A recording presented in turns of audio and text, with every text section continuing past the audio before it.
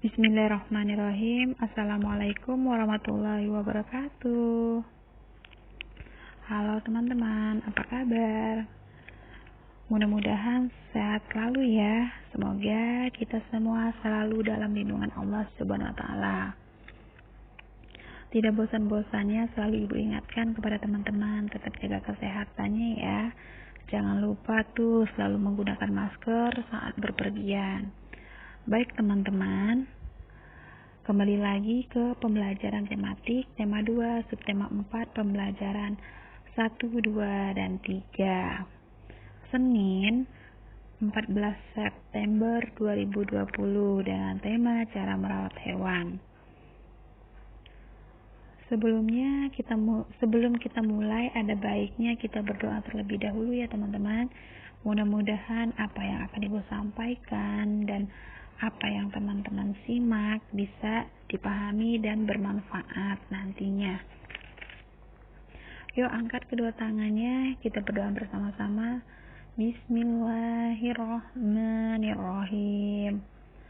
Rabbi zidni ilman warzuqni fahman. Amin. Baik teman-teman, kita ke slide berikutnya.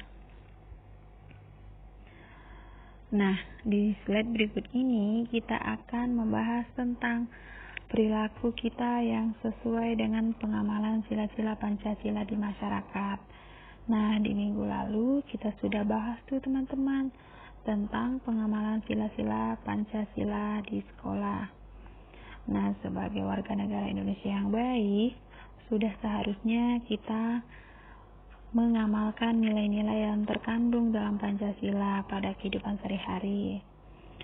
Pancasila dalam kehidupan masyarakat adalah panutan dalam melakukan kegiatan dan juga menjadi fondasi bagi masyarakat Indonesia dalam menjalankan hak dan kewajibannya ya teman-teman. Nah, di bawah ini ada beberapa perilaku yang sesuai dengan pengamalan sila-sila Pancasila. Ayo, sikap seperti apa ya teman-teman yang merupakan contoh penerapan Pancasila? Yuk kita simak dan kita bahas satu persatu. Nah, di slide ini sudah tersedia nih pengamalan sila Pancasila di masyarakat. Yang pertama, kita tidak boleh mengganggu orang lain yang sedang beribadah. Jadi, perilaku yang pertama merupakan penerapan dari Pancasila yang pertama, yaitu, ayo apa bunyinya Pancasila yang pertama? Jadi, bunyi Pancasila yang pertama adalah ketuhanan yang Maha Esa. Nah, yang kedua, perilaku yang kedua yaitu kita tidak boleh nih teman-teman membedakan suku, ras, dan agama terhadap teman yang lainnya. Sikap yang kedua ini merupakan penerapan dari sila Pancasila yang ketiga. Ayo teman-teman, apa bunyi Pancasila yang ketiga dari Pancasila? Masih ingat tidak? Nah, jadi bunyi Pancasila yang ketiga adalah Persatuan Indonesia. Dan untuk agama tercermin juga ya teman-teman di sila yang pertama, yaitu ketuhanan yang Maha Esa tadi. Nah, contoh pengamalan, kita harus bersikap toleransi tuh teman-teman kepada setiap umat beragama. Jadi kita tidak boleh nih membeda-bedakan baik dari cara bergaul, berteman hanya karena ras, suku, dan agama. Seharusnya kita bersikap saling menghormati dengan yang lainnya. Kemudian perilaku yang ketiga, kita harus peduli dan tolong menolong pada sesamanya. Jadi perilaku yang ketiga ini merupakan cerminan dari sila kedua. Apa bunyi sila yang kedua teman-teman? Kemanusiaan yang adil dan beradab. Kita harus saling tolong menolong. Terlihat pada simbol dari Pancasila yaitu rantai ya teman-teman, di mana itu menandakan hubungan manusia satu dengan yang lainnya dan kita harus saling membantu. Kemudian perilaku yang keempat, kita sebagai anak bangsa, sebagai penerus bangsa harus rela berkorban demi kemajuan bangsa dan negaranya. Nah, pengamalan Pancasila yang ketiga ini kita harus mampu nih teman-teman menempatkan persatuan, kesatuan, serta kepentingan dan keselamatan bangsa dan negara sebagai kepentingan bersama. Nah, di atas kepentingan pribadi dan golongan. Kita harus sanggup nih dan rela berkorban untuk kepentingan negara dan bangsa kita ya teman-teman. Lalu perilaku yang kelima, yaitu kita sebagai bangsa rakyat Indonesia harus bangga nih teman-teman menjadi warga negara Indonesia. Nah, perilaku yang keempat dicerminkan dari sila ketiga, yaitu persatuan Indonesia. Dimana bisa kita lihat ya teman-teman dari Sabang sampai Merauke, dari sumber daya manusianya, dari sumber daya alamnya yang begitu indah dan luas, itu merupakan suatu kebanggaan teman-teman yang kita miliki. Jadi kita sebagai warga negara Indonesia harus bangga. Semua itu kekayaan yang ada di Indonesia, baik sumber daya alam, manusianya harus kita jaga demi kelangsungan masa depan. Kemudian perilaku yang keenam, kita harus mengutamakan kepentingan bersama.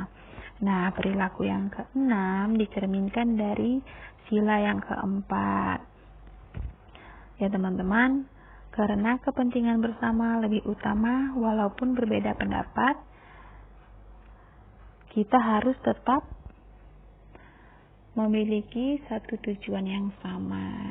Terus yang ketujuh, kita harus memiliki sikap atau kita harus bersikap adil pada sesama. Nah, maksudnya di sini merupakan isi dari sila yang kelima. Ayo, bunyi Pancasila yang kelima apa teman-teman? Nah, keadilan sosial bagi seluruh rakyat Indonesia. Nah, selain dari perilaku yang kita terapkan di masyarakat, ada juga nih teman-teman manfaatnya setelah kita melakukan. Nah, manfaat dari kita mengamalkan Pancasila, yang pertama kita lebih menghargai perbedaan di lingkungan sekitar. Lalu manfaat yang kedua, kita saling menghormati kebebasan dalam menjalankan ibadah. Kemudian manfaat yang ketiga, kita saling mencintai, tidak ada perbedaan ya teman antara satu dengan yang lainnya.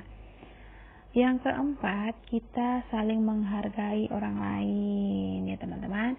Demikian ya teman-teman, mudah-mudahan bisa dipahami dan bisa diterapkan di masyarakat. Lalu kita ke slide berikutnya. Baik teman-teman, di slide selanjutnya di mana di minggu lalu kita sudah membahas cara merawat tanaman. Jadi kesempatan kali ini kita akan membahas tentang cara-cara merawat hewan. Nah, terlebih dahulu yang perlu kita perhatikan ya teman-teman, yang pertama kita lihat kondisi hewannya. Pastikan kondisi hewannya dalam keadaan sehat. Lalu yang kedua, kita lihat makanannya, pastikan makanannya bergizi. Lalu tempat tinggalnya atau kandang, pastikan bersih. Kemudian cara merawat hewan yang keempat, yaitu perawatan. Pastikan perawatannya dalam keadaan baik. Nah, di slide berikutnya. Nah, untuk kata depan ke itu menunjukkan tujuan. Karena dia kata depan, jadi penulisannya baik ke dan di harus dipisah dengan kata yang muncul setelahnya ya teman-teman. Nah, kata depan ke dan di keduanya adalah kata depan yang memiliki kesamaan bunyi teman-teman. Nah, bisa diperhatikan contohnya. Yang pertama, Hani ikut kemana saja ibu pergi. Nah, ke ini menunjukkan pada tujuan. Nah, contoh yang kedua, Aisyah bermain sepeda di taman. Lalu yang ketiga, Kanita membaca Al-Quran di rumah. Nah, mudah-mudahan sampai sini paham ya teman-teman. Kita masuk ke slide berikutnya. Nah, masih semangat ya teman-teman. Kita masuk pada pembahasan operasi hitung campuran. perkalian dan pembagian. Ya teman-teman, mohon disimak. Nah, di sini sudah tersedia contohnya. Sebelum kita mengerjakan contoh di bawah ini, terlebih dahulu teman-teman perhatikan mana yang harus dikerjakan terlebih dahulu. Jadi, sebelum kita mengerjakan, Ibu akan jelaskan terlebih dahulu ya teman-teman. Jika soal terdiri dari operasi hitung perkalian dan pembagian, yang harus teman-teman kerjakan terlebih dahulu adalah sebelah kiri terlebih dahulu. Nah, contohnya ada contoh A. Tentukan hasil dari 30 dikali 8 dibagi 6. Kemudian contoh yang B. Tentukan hasil dari 180 dibagi 3 dikalikan 5. Penyelesaiannya sebelumnya sudah Ibu jelaskan ya teman-teman. Kan di situ ada perkalian dan pembagian. Jadi penyelesaiannya kita kerjakan terlebih dahulu nih. 30 dikali 8. Hasilnya 240. Lalu kemudian kita bagikan dengan 6. Hasil akhirnya adalah 40. Sama teman-teman di contoh yang B. 180 dibagi 3 dikali 5. Nah, terlebih dahulu kita kerjakan 180 dibagi 3 hasilnya 60, lalu kita kalikan dengan 5. Hasil akhirnya adalah 300. Ingat ya teman-teman, selalu kerjakan terlebih dahulu dari sebelah kiri. Selanjutnya, nah kita masih sama ya teman-teman, operasi hitung. Nah, tadi kita sudah membahas tentang operasi hitung perkalian dan pembagian. Di slide ini kita membahas operasi hitung campuran. Sebelum kita mengerjakan, Ibu akan jelaskan terlebih dahulu. Pada operasi hitung campuran, aturannya ada beberapa aturan yang perlu teman-teman perhatikan.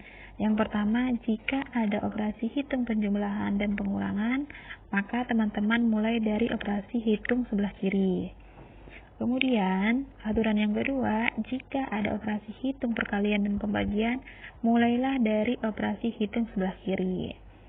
Nah, aturan yang ketiga, jika semua operasi hitungan ada, mulailah dari operasi perkalian dan pembagian.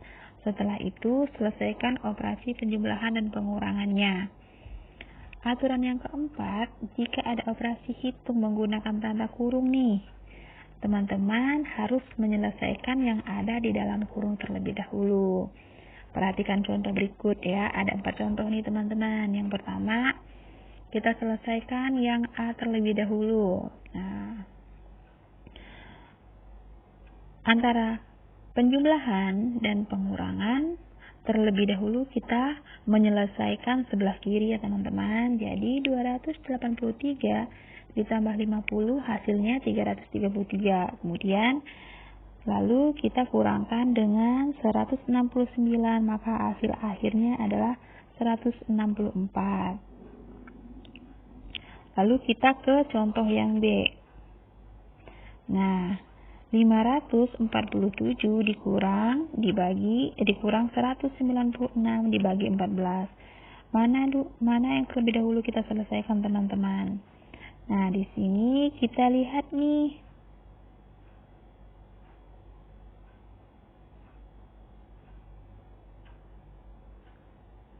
Di contoh yang B, terlebih dahulu kita kerjakan pembagiannya. Mengapa seperti itu teman-teman? Karena pembagian itu lebih kuat dari pengurangan. Jadi di mana-mana maupun dia perkalian atau pembagian, sebelumnya itu pengurangan, maka yang kita kerjakan adalah pembagian atau perkaliannya terlebih dahulu. Jadi pembagiannya terlebih dahulu ya teman-teman. 196 dibagi 14 hasilnya adalah 14. Jadi 547 kita kurangkan dengan hasil pembagian tadi, hasil dari pembagi tadi dikurang 14, hasil akhirnya adalah 533. Kita lihat ke contoh yang C. Nah, contoh yang C ini kita lihat aturan yang keempat. Nah, dia ada tanda kurungnya teman-teman. Sebelumnya, kalau pembagian dan perkalian itu lebih kuat dari pengurangan dan penjumlahan. Nah, di sini beda teman-teman. Kalau penjumlahannya sudah ada di dalam kurung, itu penjumlahannya kuat teman-teman daripada pembagian atau perkalian. Mengapa demikian? Karena penjumlahan ini sudah dibentengi atau sudah ada di dalam rumah. Jadi dia lebih kuat dari perkalian atau pembagian. Jadi terlebih dahulu kita akan menyelesaikan yang di dalam kurung ya teman-teman. 50 ditambah 25 hasilnya 75, lalu kita kalikan dengan 11, hasil akhirnya adalah 825. Kemudian sama nih contoh yang D. Sama teman-teman, kita harus mengerjakan yang di dalam kurung terlebih dahulu. 80 ditambah 30 hasilnya adalah 110. Kemudian kita kalikan, lalu kita tambahkan. Maka hasil akhirnya adalah 682. Mudah-mudahan bisa dipahami ya teman-teman. Tetap semangat. Nah, semoga Allah selalu memberkahi cita-cita dan masa depan kalian semua. Amin. Ibu cukupkan sekian. Ibu akhiri. Wassalamualaikum warahmatullahi wabarakatuh. Semangat.